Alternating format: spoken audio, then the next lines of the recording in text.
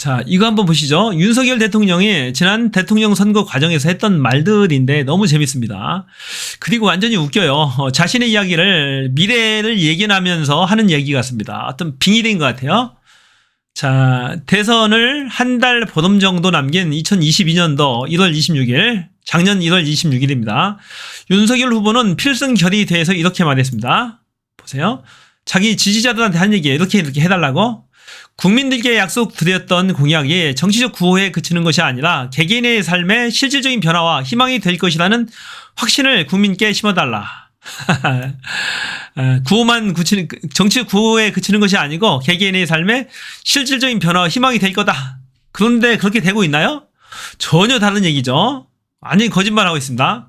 윤석열은 정직한 사람이다. 으하하하. 정직한 사람이에요? 전혀 그렇게 생각이 들지 않습니다. 한 입으로 두말하지 않는다는 말씀을 전국 곳곳에 계신 국민께 꼭 전해달라. 진짜 웃기죠. 완전히 거짓부렁이고 국민들 전체가 다 속았습니다. 제가 봐서는. 대선 이틀 전 3월 7일 선거 유세에서 이런 말도 했습니다. 머슴이 자나깨나 어떻게 하면 주인 잘 모실지 생각하고 부정부패 안 하고 정직하면 경제는 저절로 일어나는 것 아닌가. 완전히 거짓부렁이죠. 경제가 지금 꼴찌입니다. 지금 14개월째 경상수지가 적자라고 합니다. 무역수지가 적자라고 돼요. 머슴이 자나깨나 어떻게 하면 주인 잘 모실지 걱정합니까? 윤석열이 그러고 있나요 지금? 자, 머리 좋고 꽤 많은 사람, 경험 많은 사람들이 야근 수를 쓰면 주인 뒤통수 친다. 참, 누구 얘기하는 것 같아요. 대선 다음 날인 3월 10일 당선인 신분으로 국민에게 이런 약속을 했습니다. 노동의 가치를 존중받고 일하는 사람이 더욱 잘 사는 나라를 만들겠습니다. 참, 노조를 막 탄압하고 있죠. 노동조합을. 노동의 가치를 존중하고 하나요? 대통령의 스승인 천공은 노동자를 없애야 된다고 주장하는 사람입니다. 무엇보다 국민의 생명과 안전을 최우선으로 지키는 안심 대한민국을 만들겠습니다. 전혀 안 그런 것 같아요. 이태원 참사 보세요. 147명이나 사망했음에도 불구하고 사과 한마디 없습니다.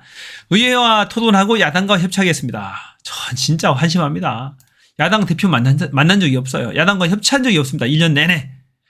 그게 대통령의 수준입니다. 지금. 국민들과 진솔하게 소통하겠습니다.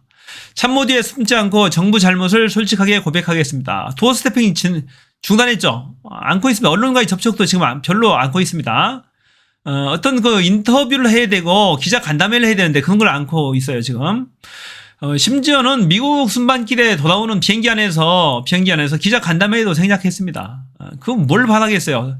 그리고 나서 뭘 했죠? 셀카 사진만 찍었죠. 국민이 고통과 마음을 보듬지 못하면, 국민의 신뢰에 보답하지 못한다면 준엄한 목소리로 꾸짖어 주십시오. 국민의 말을 듣지 않습니다. 귀를 쳐닫고 있습니다. 국민을 속이지 않는 정부, 국민 앞에 정직한 정부가 되겠습니다. 전혀 안 그런 것 같은데요. 국민의 말을 전혀 듣지 않고 있고, 본인이 한 약속까지도 다 거부하고 있습니다.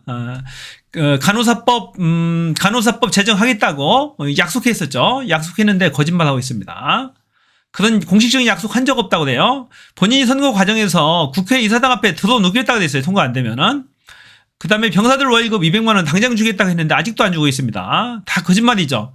그 다음에 복지 예산 다 깎고 노인 예산 깎고 보육 예산 다 깎고 있습니다. 전혀 다른 얘기를 하고 있는 거죠. 그리고 취임 1년을 일주일 앞둔 2023년도 5월 2일 출입 기자들과 점심을 경험 간담회가 있었다.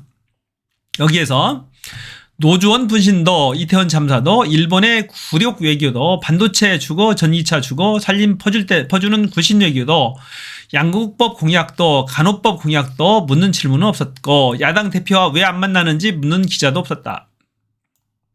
국민의 준엄한 목소리는 없었다. 대신 미국 방문해서 있었던 재미있는 이야기를 해달라. 아메리칸 파이를 부른 이야기를 해달라. 하버드 강연에서 날카로운 질문은 없더라. 대구에서의 시구와 백악관에서의 노래 실력에 깜짝 놀랐다. 스타덤이 생기지 않았느냐. 따위에 손이 오그라들고 얼굴이 화끈거리게 하는 질문이 있었다고 합니다. 기자들과의 점심 간담회 분위기만 보면 지금 이 나라는 태평성대입니다. 사람이 죽어나가고 경제는 수렁으로 빠져들고 대통령은 국민을 속이고 있는데도 참 대단하네요. 이걸 송요훈 기자가 썼나요? 그죠? 송요훈 기자가 썼나 봐요. 자, 보세요. 기자 간담회는 않고 자화자찬 자랑, 또 서로 띄워주기 이런 것만 하고 있어요. 그러니까 대한민국 망했습니다. 기자들이 똑바로 서야 대한민국이 똑바로 서잖아요. 조선시대도 이렇게는 홍문관이 이렇게는 안 했다고 하잖아요. 언론의 자유를 보장했고 언론의 자유를 탄압하지는 않았습니다. 언론사를 압수수색하고 자꾸 공격하고 바른 보도를 하는 언론사 사주에게 압력을 넣고 그러고 있잖아요. MBC 기자 보세요. 이기주 기자인가요? 걔 갖가지 압력을 다 넣고 있습니다. 세무조사, 뭐 캐비넷 검찰 정치하면서 계속 검찰 권력을 이용해서 협박질을 하고 있습니다. 시군이 노래니 어디 아메리칸 파이 의회 연설이니 스타덤 팬층이 생기지 않았느냐 이런 얘기까지 하고 있는 거야. 대통령 만나서. 하지만 미국 기자는 달랐죠. 바이든이 도청 재발 방지 약속을 했나라고 이렇게 날카롭게 질문함에도 불구하고 주변에 보세요. 한국인 기자들 쳐다만 보고 있어요. 말똥말똥. 다 바보들 아닙니까? 이게 나라입니까 이게? 대통령이 귀를 쳐막고 있습니다. 귀를 쳐막고 야당과 소통을 하지 않고 있고 도어 스태핑도 중단하고 기자들의 질문도 받고 있지 않아요. 오직 자화자찬 또 이렇게 상황 띄워주는 얘기들 그런 얘기들만 받고 있습니다. 이게 나라입니까? 이게 나라예요. 국민과 소통하지 않는 대통령, 야당과 소통하지 않는 대통령, 협치하지 않는 대통령 그런 대통령을 대한민국 국민들은 거부합니다. 단호히 거부하고 스스로 능력이 안 되면 스스로 빨리 옷을 벗고 빨리 나오세요. 빨리 사퇴하시기 바랍니다. 그렇지 않으면 탄핵당합니다. 지금까지 뷰의 생각이었습니다. 고맙습니다. 정말 한심해요. 큰일 났어요.